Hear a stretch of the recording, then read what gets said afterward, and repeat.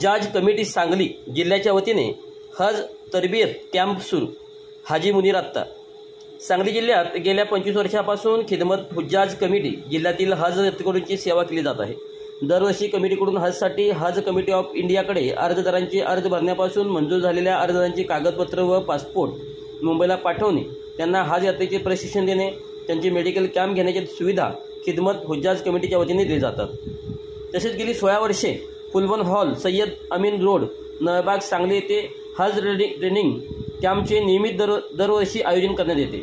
चालू वर्षीसुद्धा 4 ते 10 एप्रिलपर्यंत हज ट्रेनिंग कॅम्प फुलवन हॉल सय्यद अमीन रोड नळबाग सांगली येथे दररोज सकाळी 8 ते 11:30 वाजेपर्यंत आयोजित करण्यात आले आहे।